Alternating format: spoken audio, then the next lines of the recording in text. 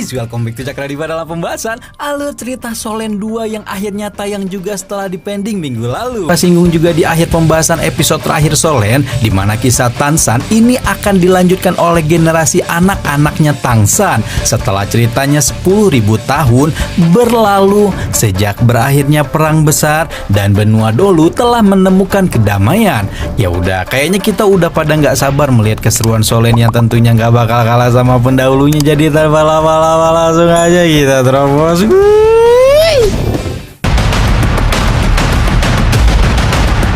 Mungkin belum tahu sama sekali tentang Solen 2 dan belum juga ngelihat spoiler yang sebelumnya tentang latar belakang Solen 2 ini dari Tansan yang lagi ngobrol cantik sama Xiao di dunia dewa. Seperti yang udah kita bahas di spoilernya juga, Tansan lagi galau memikirkan dunia roh yang ceritanya sudah berlalu puluhan ribu tahun setelah dia tinggalkan. Satu hari di alam dewa sama dengan 1 tahun di dunia fana, dan Tansan telah berada di alam dewa selama 20 tahun karena pertaruhan antara dewa kebajikan dan dewa kejahatan. Tansan tidak bisa tinggal lebih lama di dunia roh karena harus menyelesaikan masalah penegakan hukum di alam dewa sendirian.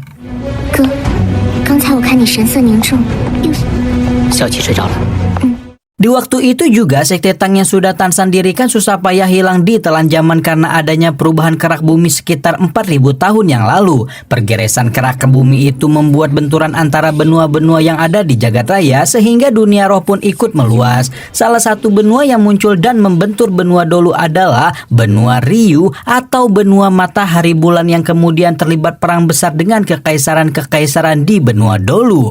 Meskipun ketika itu benua Dolu telah disokong oleh senjata rahasia sekte Tang, pada akhirnya kemajuan teknologi di benua Ruesu masih mampu mengalahkannya, dan karena itulah sekte Tang pun mengalami kemunduran seiring juga munculnya banyak benua lain di dunia roh. Betapapun Tansan berusaha untuk tidak terlalu memikirkan sekte Tang yang memang harus musnah karena perkembangan zaman, dewa ganda penegak hukum itu masih tidak bisa biasa-biasa saja karena sekte Tang merupakan sebuah perjuangan panjangnya. Walaupun begitu, Tansan merasakan bahwa sebentar lagi akan muncul bintang baru di dunia roh, di mana bintang baru itu akan memiliki ikatan erat dengan sekte Tang. Bintang baru yang Tansan maksud itu memiliki takdir begitu misterius hingga bahkan Tansan tidak mampu melihat takdirnya dengan jelas. Nah, tepat ketika Tansan dan Xiao membicarakan masalah bintang baru inilah ada sosok gadis yang tidak lain dan tidak bukan adalah anaknya Tansan yang bernama Tang Wutong. Mendengarkan pembicaraan kedua orang tuanya sehingga timbul rasa penasaran besar pada entitas yang disebut-sebut sebagai dunia roh tersebut. 似乎很好玩啊！爸爸妈妈说起斗罗大陆。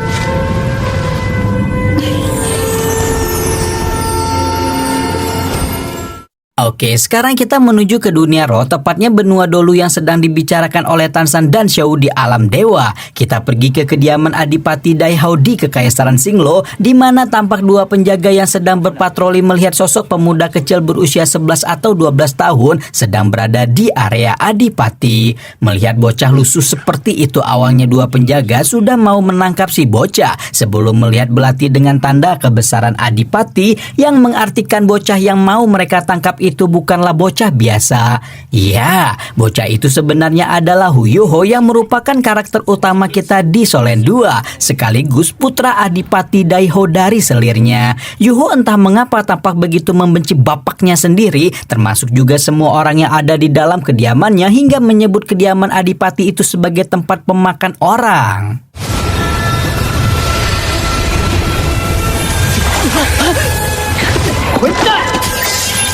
小公子，他哪里去了？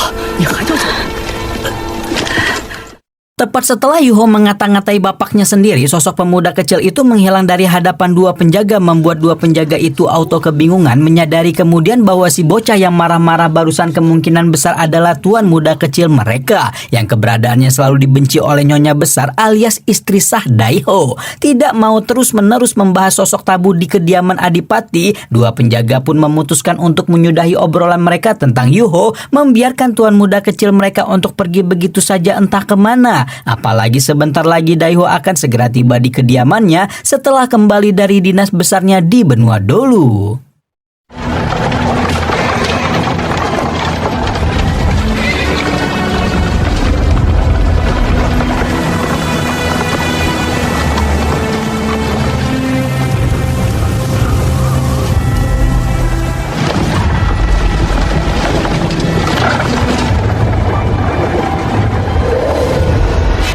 Di saat yang sama, rombongan Daiho yang juga dikawal oleh pasukan berzirah baja tampak mendekat dan memasuki hutan di sekitar kediaman Adipati. Daiho yang tengah beristirahat di dalam kereta kudanya tampak merasakan sesuatu yang aneh, seperti ada sosok yang terus mengawasi dirinya sejak masuk ke area hutan. Ketika itulah Daiho melihat sosok pemuda yang rasanya belum pernah dia lihat, namun rasanya sangat dekat dengan dirinya sendiri. Jadi kalau yang belum paham, sebenarnya Daiho itu belum tahu ya guys ya, kalau dia sudah berhasil push rank dengan Huyun alias emaknya Yuho. Karena belum sampai Yuho lahir, dia sudah harus pergi berperang ke pusat kekaisaran. Karena itulah Daiho juga tidak tahu kalau sebenarnya sosok pemuda yang dia lihat adalah putranya sendiri.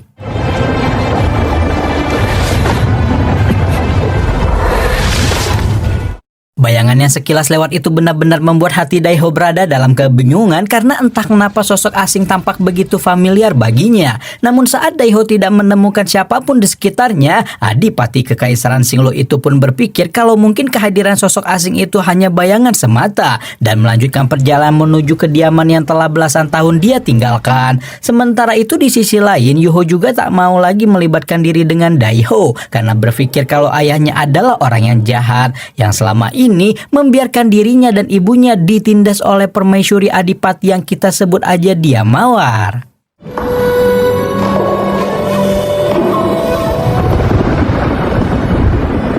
还有你那个孽种，也给我滚去拆房！ Masih begitu segar di ingatan Yuho bagaimana Tante Mawar itu mengusir ibunya dari kediaman Adipati, membuat Huyun yang harus membesarkan putranya seorang diri hidup di gudang kayu halaman belakang yang sudah reot dan sulit sandang pangan. Huyun yang sejak awalnya juga hanyalah pembantu rendahan Adipati tidak kuasa membantah perintah Tante Mawar, sehingga ibu Yuho yang sejak awal sudah memiliki tubuh sakit-sakitan itu harus rela hidup menderita, memberikan semua yang dia punya demi memastikan putra semata wayangnya tumbuh besar. Yuho yang masih kecil tidak paham apa yang dilakukan ayahnya yang bajingan hingga membiarkan ibunya menderita seperti ini sampai akhirnya sosok paling berarti dalam hidup Yuho itu menyatu dengan semesta untuk selama-lamanya.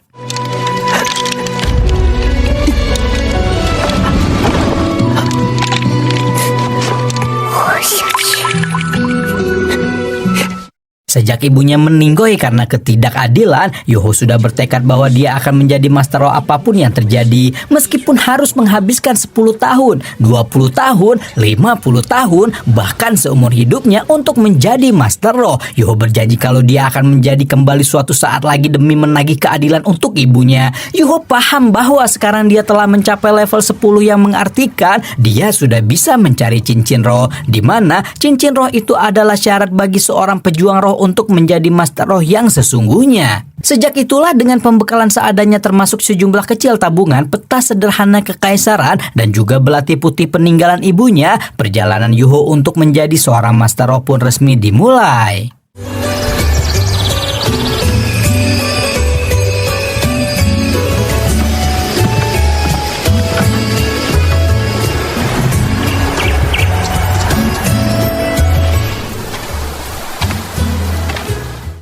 Dengan hanya mengandalkan kakinya sendiri, Yuho terus berjalan hingga detik berganti dengan menit. Hari-hari pun silih berganti dan tanpa dirasa telah berhari-hari putra Daiho itu telah menempuh perjalanan menuju hutan pertarungan bintang yang merupakan lokasi koloni monster roh terbesar yang ada di benua Dolu. Karena sekian waktu terus mengalir seperti pasir di sela jari, perbekalan Yuho pun semakin berkurang dan berhubung bekal air minumnya juga menipis, Yuho pun memutuskan untuk beristirahat sebentar di tepi sungai untuk mengisi ulang botol minumnya, sekaligus mendapatkan beberapa ikan yang bisa dia gunakan untuk mengganjal perut sementara waktu.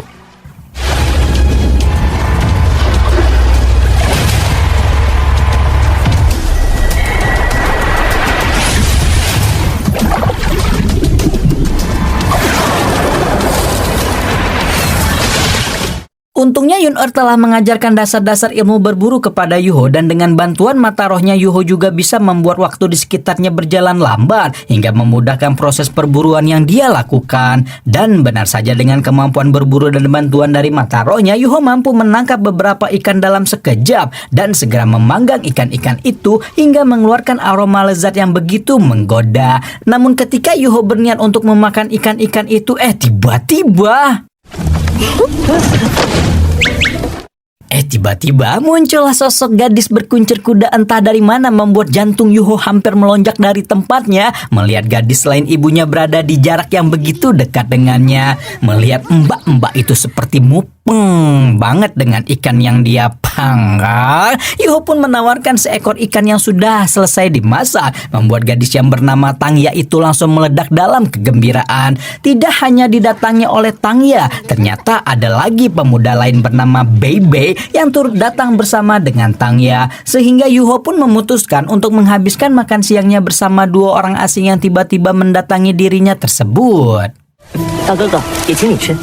Setelah menghabiskan cukup banyak waktu untuk menikmati makan siang mereka, Yuho menyadari bahwa waktu semakin sore dan dia harus segera memasuki hutan pertarungan bintang untuk memulai perburuannya.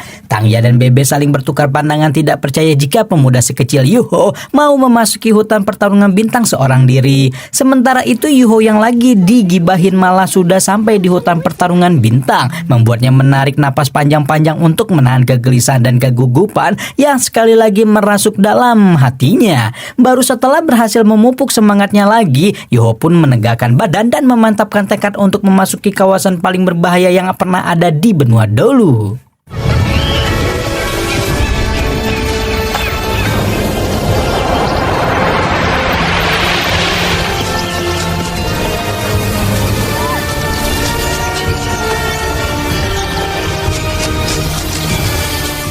Segera setelah memasuki pintu gerbang hutan pertarungan bintang, Yuho langsung disambut dengan pemandangan indah berbagai monster roh baik tipe hewan maupun tumbuhan yang menyebar ke seluruh area hutan pertarungan bintang.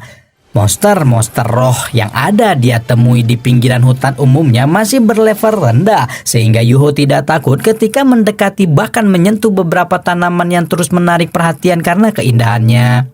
Meskipun dibanjiri oleh perasaan tenang dan nyaman, Yuho tidak mengendurkan penjagaannya sama sekali dan mampu merasakan bahwa ada monster roh berbahaya yang sedang mendekat ke arahnya. Suara derap langkah yang berlari juga, dengus-dengusan binatang buas itu semakin dan semakin kencang di telinganya, membuat seluruh sistem saraf Yuho menendangkan kewaspadaan hingga tiba-tiba...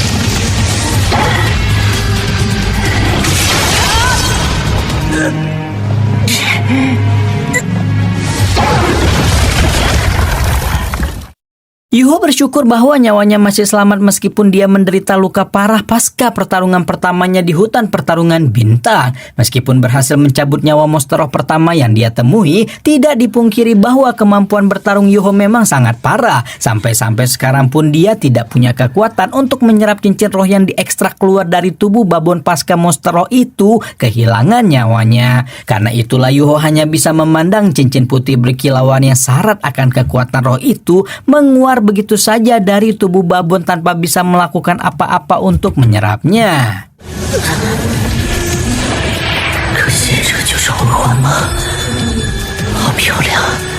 Yuho awalnya sudah pasrah saja merelakan cincin roh pertamanya hilang dan fokus untuk merelakan gelombang rasa sakit yang terus menghujam seluruh tubuhnya. Namun tiba-tiba saja aura dingin menyerbunya dari segala arah, membuat kesadaran Yuho yang sempat mau hilang langsung kembali, berpikir kalau ada sosok monster lain yang sedang mendekat ke arahnya. Saat ini, Yuho sudah tidak lagi punya kekuatan sama sekali untuk melakoni baku hantam lain. Namun tanpa menunggu persetujuan dan kesiapannya, muncullah sebuah ular sutra raksasa dengan kepala bulat yang begitu imut. Namun tanpa tedeng aling-aling menarik kesadaran Yuho ketika hawa dingin yang ulat sutra keluarkan itu membekukan tubuhnya.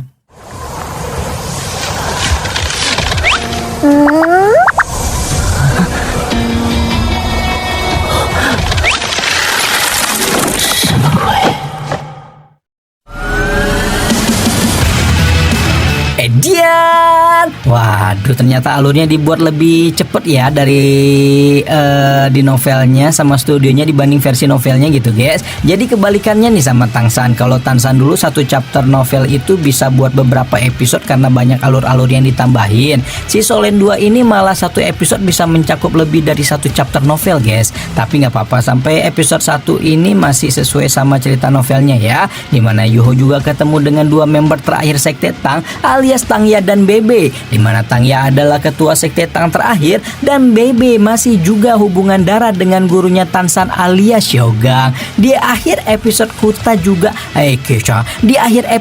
juga lihat ulat sutra misterius yang belum jelas tujuannya apa tiba-tiba datang mendekati Yuho. Kira-kira apa ya yang bakal terjadi selanjutnya? Nantikan pembahasan episode keduanya di Cakra Diva ya. Rama di sini mau ngedit lagi buat episode keduanya. Ditungguin ya. Bye bye.